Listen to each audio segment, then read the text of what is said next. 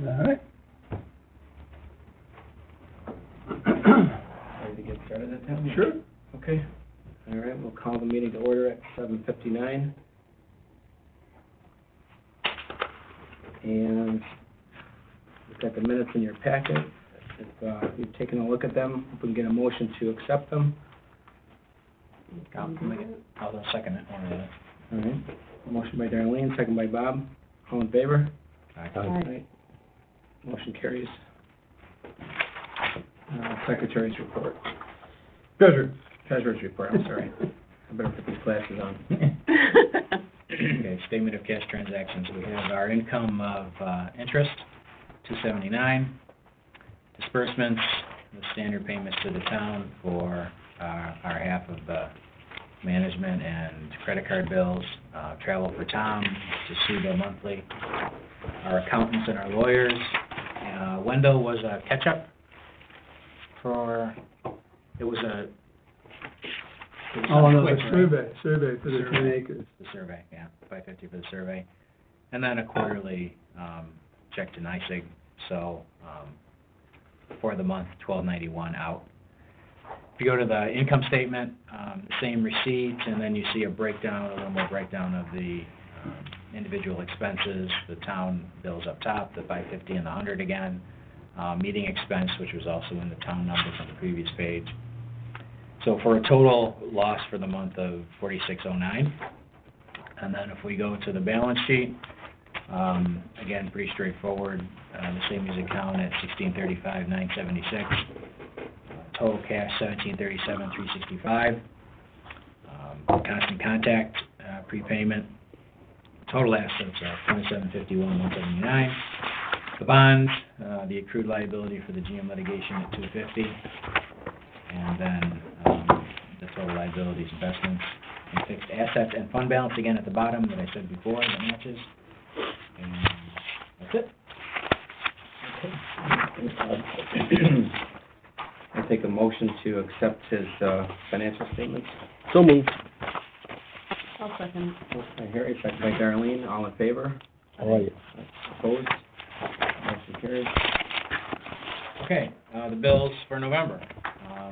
Again, the town and town travel, Toshiba, October, November and December. Right, yeah, she just didn't fix Together. that.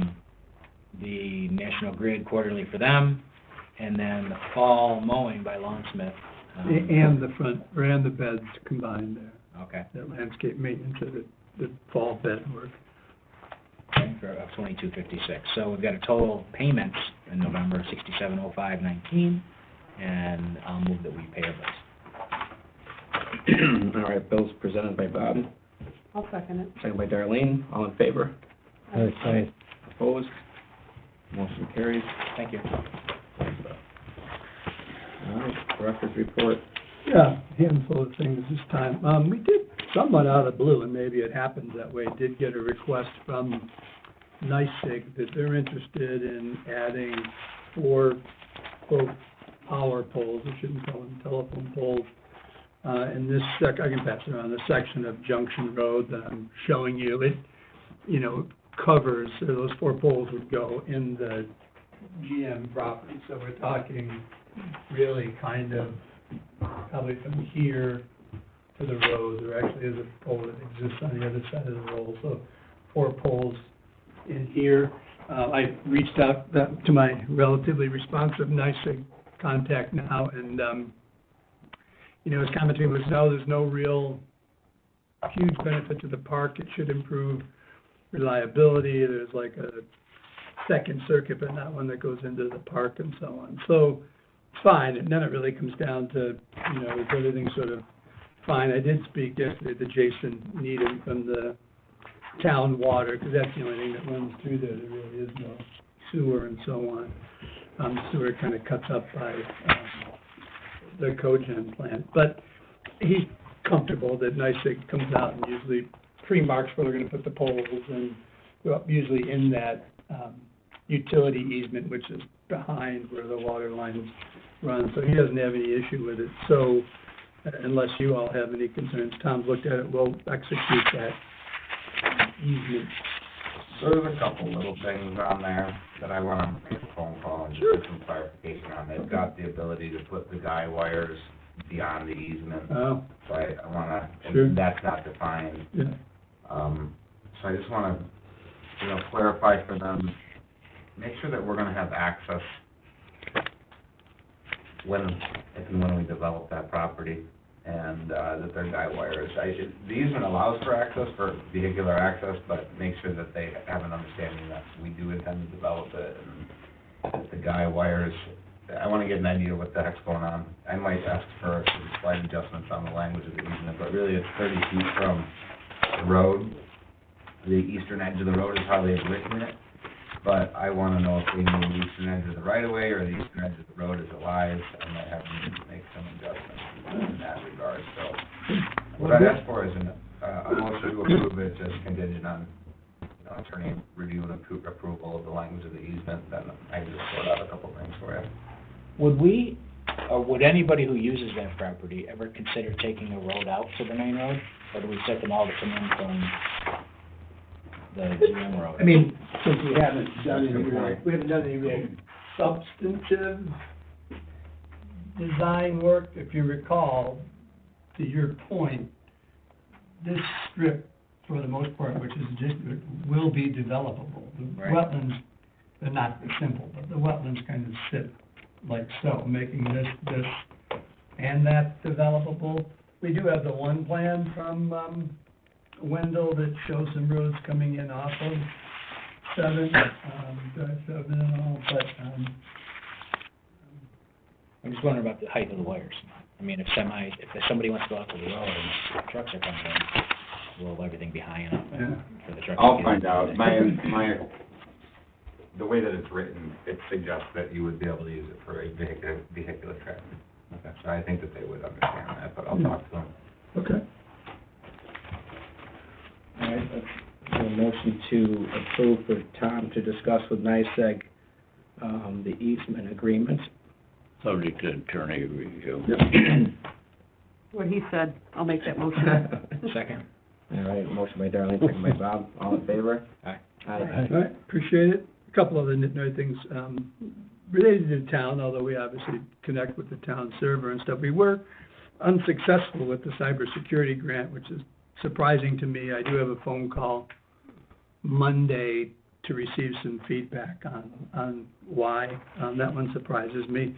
Less exciting, we have recently learned that we were successful in the $50,000 engineering planning grant that Wendell and I did for kind of investigating work on the sanitary sewers along transit roads. So that work will be able to be done, funded by New York State. So I'll let you know on cybersecurity. The town, I believe, is moving ahead with some of the investments it needs to make hardware-wise in the coming years. So, but I'm anxious to see what feedback we get.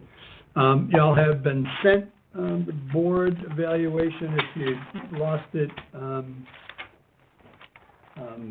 you all have a clean copy in your packet if you need that. If you can get that to her, we'll report that out in December. I mentioned last month about the Size Up Western New York, the kind of the free sort of super local market research tool that's available. I have been given access to that tool. I have looked at a few of the training videos, but there is a training schedule, so we won't really start to try and encourage local use of it until that training's been taken care of. But we've been making it fun, and it's good. I would say I wish it used like SIC codes or something that really narrowed industries down further. Like there may only be like 3 manufacturing codes. So I think, like I envisioned before, on the retail side, it is a bit more segmented. But on the industrial side, it's going to be a little macro level. But anyway, it's creative. We're working on it. Just as a quick FYI, Weisenbag is in their new warehouse space and have moved product, if you will, into that part of the warehouse. Last thing I noticed, Tony, not done, was blacktop, but even the new abatement for the presses and all. It's not even here. I swear to God, that thing got built in like 3 days. So their third sort of scrubber, if you will, is up and going now too. And then less important, but if you're curious, that Greg Molisani from Team Assist has now relocated out of Custom Laser and filled up his renovated warehouse space in the old BCKH building. So he's still got some work to do, but he's there now and he's not across the street anymore. So let's see what I'm missing. You all saw, I think, some of the write-ups on Niagara County moving forward with its Cambria Industrial Park plans. I've seen tons and tons of details based on the generic environmental impact report that Wendell did. Somewhat helpful to me in terms of if and when we ever develop that, there was some work that they had done. But more importantly, tonight is the hearing for them to move forward on that. I did submit positive comments to the Cambria Town Clerk, so we'll let you know if that moves forward. And then lastly, I did during the month send you materials on the Edwards Vacuum plans to build a significant plant in the stamp plant. And Todd and I often reference, like everyone often thinks, well, why is that important? I mean, the proximity to eastern Niagara County is so close. I mean, if they're going to try and hire 600 people or whatever, you can guarantee that some of those are going to come out of the town of Lockport. Not sure where they'll find them, but... And that is quite significant because all of Edwards' facilities are in low-cost countries. This is the first major pump plant that's going to be in not low-cost country. Yeah. And we all know about Micron happening in over outside of, was it Utica? Yeah. Where it is. They are a major customer of Edwards. But what is also that you might not have noticed is that Intel is spending $1.5 billion to build a chip facility outside of Columbus. So basically halfway in between. And with the facility here, they've already got knowledgeable people in the area with the facility in Niagara Falls, even though that's just a sales location now. They say it's going to stay open. I can't believe it's going to stay open with two facilities that close together. They'll just make with this one big enough to handle the warehouse. All I have to do is put up a warehouse building, and they'll take over the warehouse from over here, and sales is easy. So it's quite a big move by them to do that and put it there. But it's basically to support those two major chip manufacturing facilities that are, 300 miles apart, 400 miles apart. Yeah, it's only about 18 to 20 minutes from right here at Town Hall, definitely 18 minutes from my house, so hopefully there's some spillover and it should be good for eastern Niagara. Oh, the building in this part of the town's going to explode. Right. Yeah, good. No, I think that was it on my administrative report. There's a bunch of old and new business we can tackle. Oh, the one thing I'll mention, just the very last page, it should be in your packet, is your invitation to the town holiday Christmas party this year. It's on December 9th, again, hosted by Seaman Norris and Wendell. Hopefully, some of you and your spouses can attend. You can just call or if you have email Kate or Teresa, but believe it or not, it's that time of the year again, so you've got that flyer to take with you to remind you, so. Okay, thank you, Tom. Attorney's report. I do.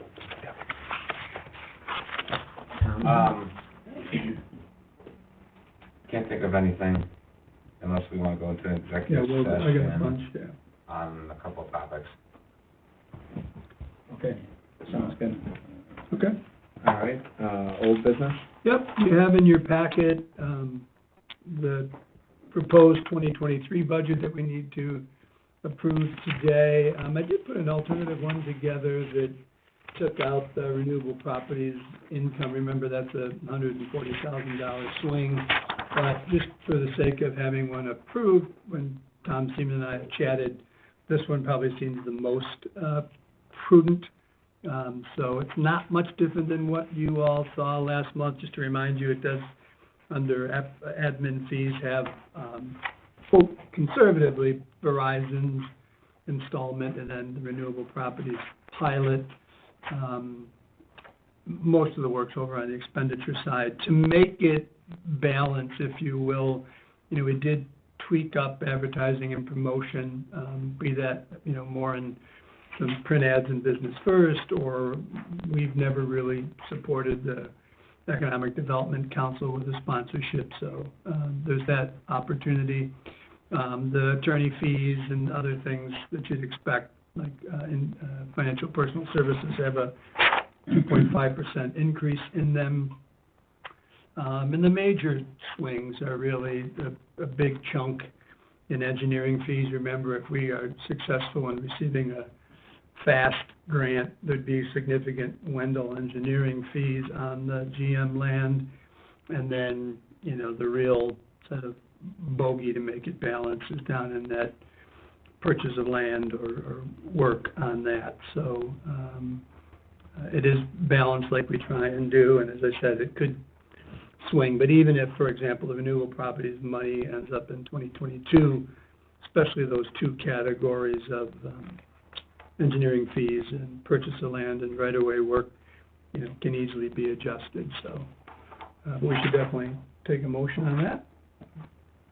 Any other questions on the budget? I'll take a motion to accept the proposed budget by Tom. I'll make that motion. Motion by Bob, I'll second it. second by Darlene. All in favor?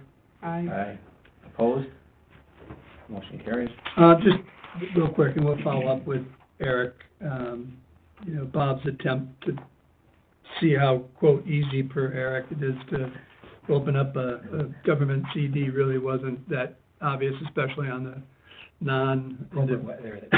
corporate. The federal website, there is no link that takes you anywhere near a municipal kind of situation. It's all personal. So I couldn't figure out how to do it. So we'll follow up with It's Eric. not in my bailiwick to figure out how to do it. So maybe he can help. Yep, no problem. Okay. You also have in your pack a almost 100% compilation of the CEO performance evaluation report for your records. We just missed out on one individual providing their response. I would just highlight two or three things. One, you can see some slightly lower ratings on the what I'd call for the succession planning. And that's certainly legit, a bit of a challenge given how short our bench is, but nonetheless, I think that's legit. On the back page, I appreciate that folks see that our efforts to communicate are kind of clear and concise and timely. And then under the open-ended questions, number 2, in terms of limitations, the advance notice of all projects and votes would be appreciated.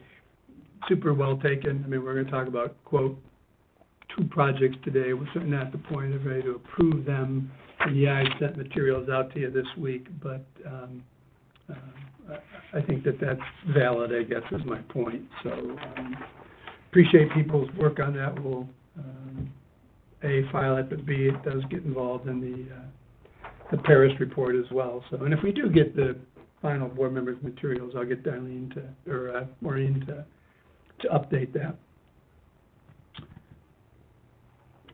All right, and then if you're not all aware, under the open board positions, Harry's term is at an end on 12/31, and he's opting not to re-up. And while I've not received it yet, it is Eric's intention to not continue. In fact, he really came to Todd and I last year and said, geez, I'll give you a half a year this year, and he was gracious enough to give us a full year. Now, his term is not up.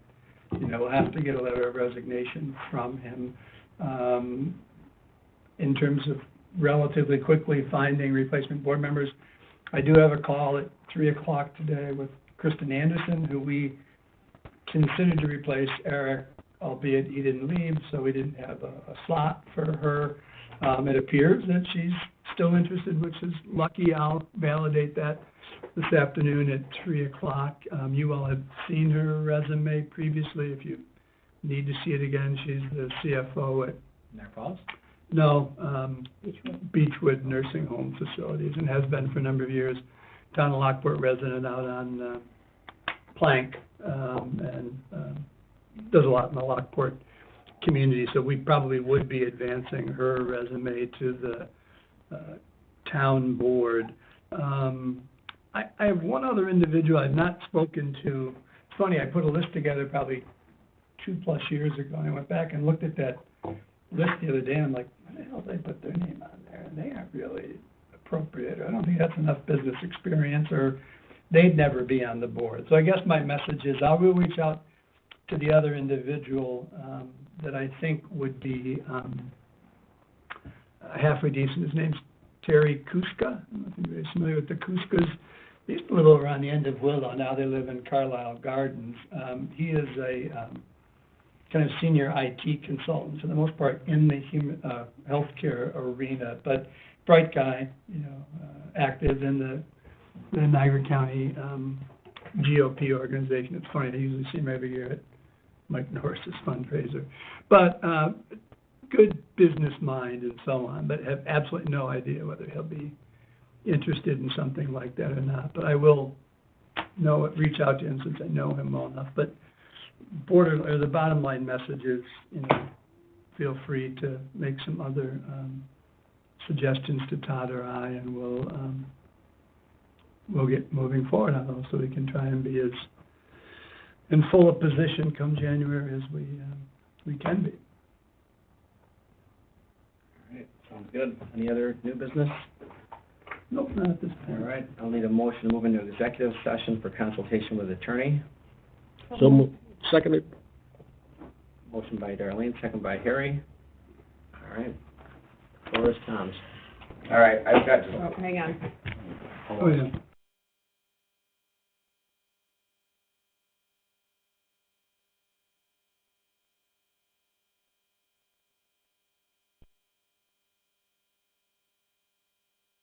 for the solar project, we changed the law. Oh, yeah. I'll take a motion to come out of executive session. So moved. Motion by Harry, I'll second it. Whoops, sorry. seconded by Bob. We All in both favor? waited long enough.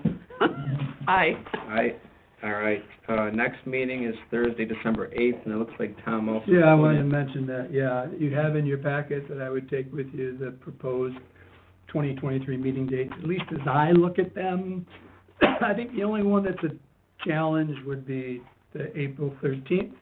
I think, don't quote me, but Easter falls like on the 7th, let's say. And schools often have that week after Easter off.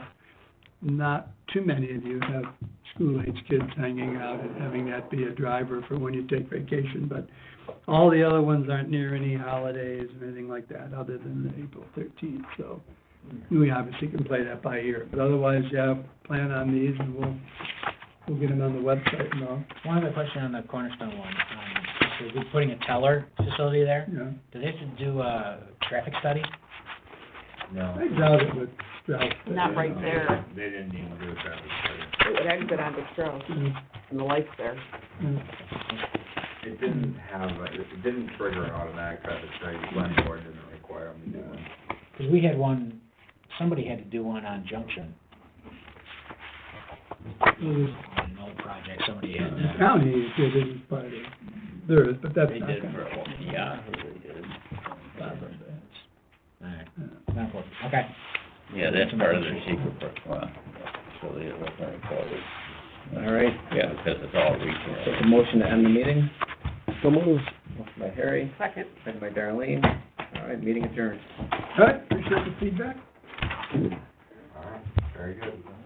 Let me give you this back so you can reference it. Yeah. Was Do you it have back it? there? Nice thing, Pardon me? like that. Perhaps There was a Somebody number was- right on. All right. Somebody who was got, okay, it wasn't Yahoo. No, I reach out to my guy to ask him if they gave you one. It ended up not happening. If I have any And it trouble. required a- Yeah, let me know, I can get ahold of that, Chris. Can't remember what it was. You'll think of it like when you go home. Hopefully I won't. It'll pop in your head.